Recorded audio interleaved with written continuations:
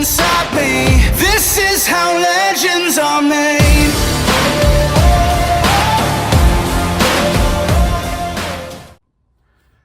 All right.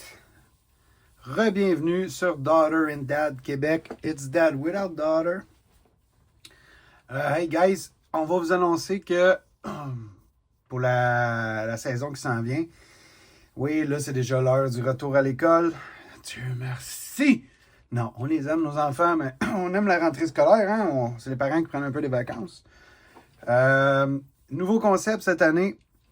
En plus de toujours continuer à s'améliorer avec les vidéos, avec les edits, on va faire maintenant, ça va s'appeler les eBay Monday Mail Day.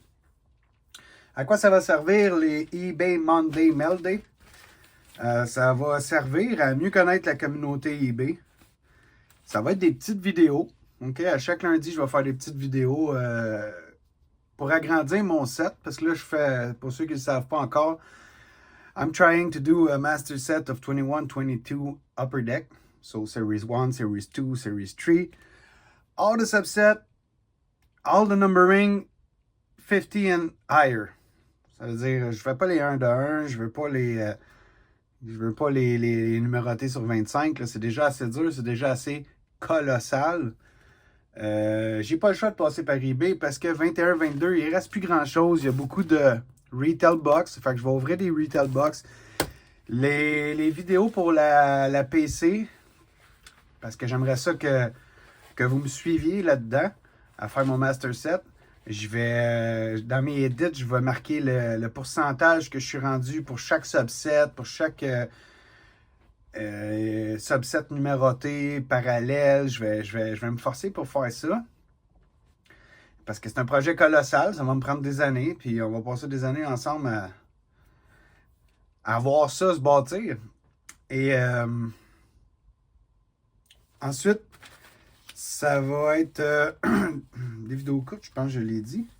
Ça va être des petites vidéos. Et le troisième point fort, ça va être des conseils et des trucs pour le shipping. Le eBay Community ou le Card Community, comme on peut l'appeler, personne ne fait les choses de la même manière. Donc, ces petites vidéos-là, on va s'en servir pour essayer d'être pareil tout le monde. OK? Ça serait cool que ce soit uniforme, que ce soit tout le monde. Tu sais, parce qu'il y a trop de monde qui. Souvent, ceux qui commencent, comme moi, j'ai fait plein d'erreurs. Quand on commence, on fait plein d'erreurs. Quand on commence à devenir un collectionneur, on fait plein d'erreurs quand on décide de vendre des cartes qu'on n'a pas de besoin pour avoir d'autre argent. Fait que ça va nous servir aussi à s'aider entre nous autres puis à essayer d'uniformiser un peu nos envois. OK? Donc, je tente ça. Premier eBay Monday Mail Day. Ouais, je m'habitue à le dire. On va aussi, dans la prochaine année, là, s'équiper. On va faire des vidéos un peu plus de qualité.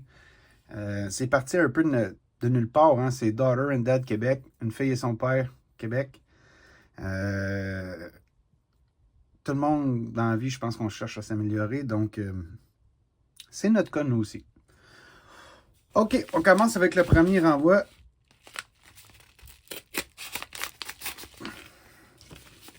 Donc, truc, quand on ouvre une carte, on touche toujours voir où est la carte. On rouvre souvent par un bord ou l'autre. On ne rouvre pas en plein milieu parce qu'on sait que la carte va s'y trouver. OK, donc, ici on a une feuille mobile avec des collants. Ce qui n'est pas mauvais, à manière. Mais ça manque de protection. Ça manque de protection, là. Je suis capable de turn, bend. Pas turn, mais bend, je serais capable pas mal. Alright, so, pour ma PC, ça c'est bon. Ça c'est très bon. Le petit collant en haut, comme ça la carte ne bouge pas. Ça c'est bon. Ça c'est high five. OK? Nice. Mais il manque de protection pour la carte là-dedans, dans cet envoi-là. OK? Cet envoi-là provient de CRFRA barre en bas 48. Donc, je vais mettre dans le bas ici le nom dans le edit, je vais mettre son nom de vendeur sur eBay. Super de belle carte. Je n'avais besoin pour ma PC. Elle ressemble beaucoup à ce que j'ai vu comme photo. Ces photos étaient très claires hein, sur eBay. Donc, alright. Je mets ça ici.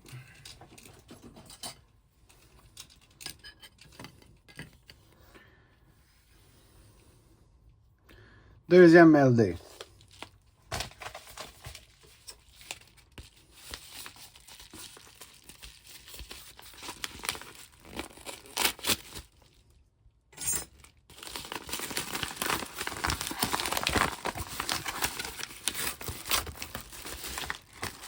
Encore là, manque de protection dans l'enveloppe.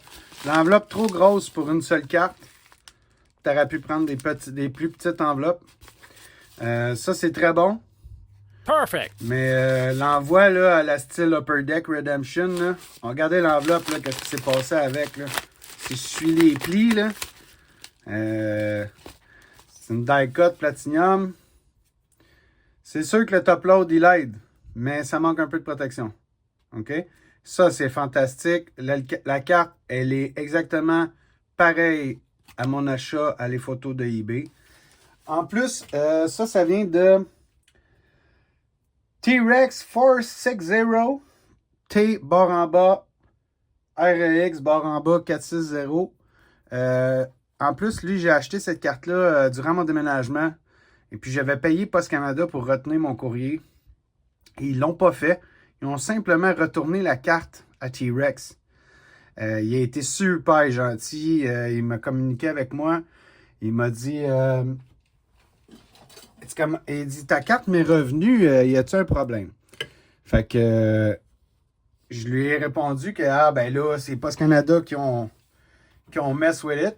Il était supposé retenir mon courrier, puis j'allais le chercher. Tu sais, j'ai payé en plus pour ce service-là avec Post Canada. Comme de quoi personne n'est infaillible. Donc, il y a eu la gentillesse de me le renvoyer chez moi à ma nouvelle adresse.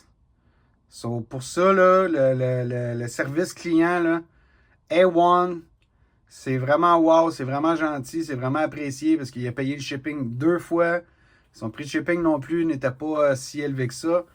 Donc, je le remercie énormément.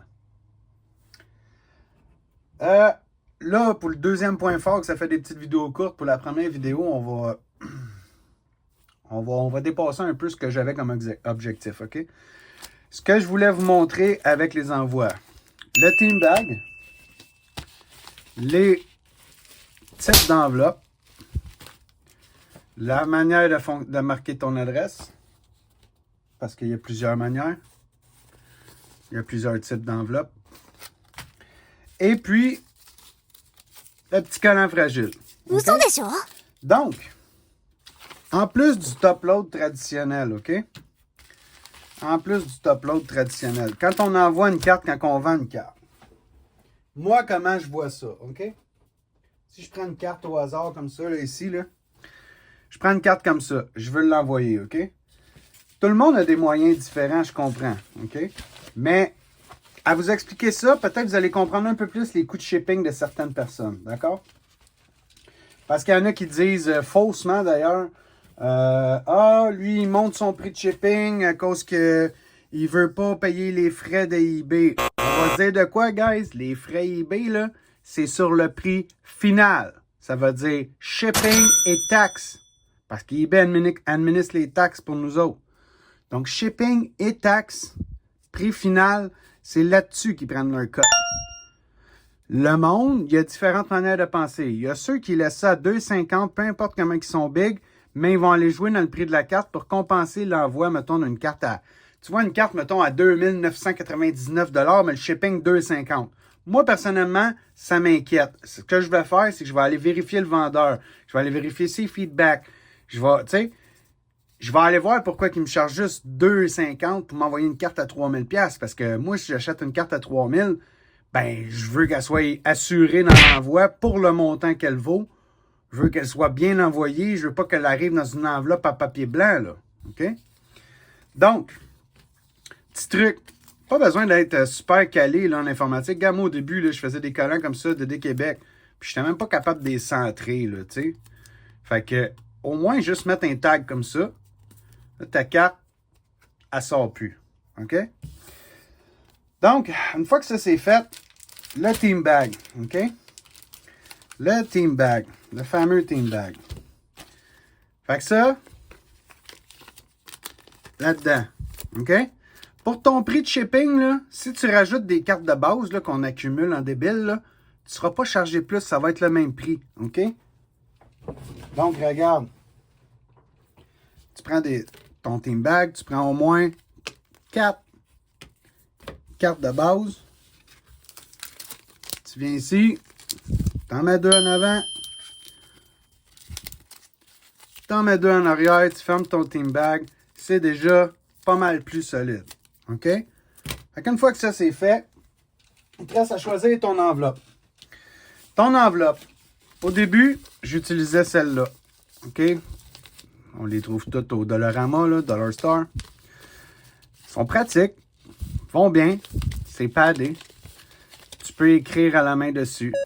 Si tu vends beaucoup de cartes, écrire à la main à chaque fois. Si tu fais des enchères et que tu as 27 envois à faire différents, écrire à la main, ça va te prendre beaucoup de temps. De là, l'utilité de développer des talents et faire au moins ton adresse comme ça, pré-imprimé. OK? Le petit collant fragile, ça c'est un immanquable. Ce que j'aime pas de ces enveloppes-là, c'est qu'elles sont en papier. Donc, si le facteur, là, ou whatever ce qui se passe dans le shipping, il pleut, il mouille, il échappe à terre, ça vient mouiller. Les cartes sont faites en carton. L'humidité peut pogner dedans, ils peuvent être toutes floodées. OK? Fait que ça, il m'en reste quelques-unes à passer. Puis, je sais pas, je pense qu'ils vont rester dans le tiroir pendant encore des années. OK? Si vous vous tournez vers Temu ou Amazon, vous allez avoir des padded enveloppes comme ça. Style PVC. Là. Fait que comme ça, la pluie va perler dessus si jamais il mouille. Là, moi, c'est les enveloppes que je prends maintenant. À cette heure, j'ai des étiquettes, mais regardez avant ce que je faisais, je pré-imprimais mes adresses. Je venais ici, puis je mettais un tape dessus pour être. Tu sais, ça colle pas, ça, là, c'est du papier. Je vous dirais que même depuis que je fais mes adresses comme ça, je mets un tape transparent par-dessus. Parce que ça, c'est pas infaillible non plus, ça peut décoller. Fait que si le client ne reçoit pas sa carte, puis toi, tu ne l'as pas retourné chez vous, c'est probablement parce que tes affaires n'ont pas tenu. OK? Ouch! Fait que, adresse, collant fragile, et puis après ça, moi, j'imprime, je vais sur Word ou sur bloc-notes sur l'ordinateur, j'imprime l'adresse du client, je viens la mettre ici et je mets un tape dessus. Fait qu'il y a du tape là, il y a du tape là, puis en plus, quand je viens fermer mon enveloppe comme ça, je viens mettre un tape transparent ici. OK, tout le tour. Pourquoi? Parce que ça, même si c'est collé après, il y a un espace ici. Puis il y a un espace ici. Fait que ça, la pluie peut rentrer par là. Tu sais, c'est plate. Même si tu achètes une carte à 1 pièce, tu veux qu'elle soit bien protégée. Là. C'est pour ta PC. Là. C'est comme elle. Là. Ça, c'est pas des cartes que j'ai payées cher. Là. Mais j'en ai besoin pour bâtir mes sets. Fait que j'aime ça qu'elle arrive bien protégée. OK? Est-ce que j'ai fait le tour de tout ce que je voulais dire? Ah, ben là, OK, oui. La différence, pourquoi que j'en achète 2 formats. Ça, c'est pour une à 4 cartes, mettons. Quand quelqu'un achète un lot de 20. Là-dedans, là, tu es capable de rentrer au moins 25 cartes avec des top loads, je pense que c'est des 135 points, là. Tu es au moins capable de rentrer 25 cartes là-dedans. Puis le fait qu'elle soit grande, puis il ne faut pas que tu la fasses trop bomber, parce que sinon, trop bombée, elle ne passe pas dans la fente pour Post Canada. Tu vas payer un supplément, ils vont décider de te l'envoyer en colis. OK?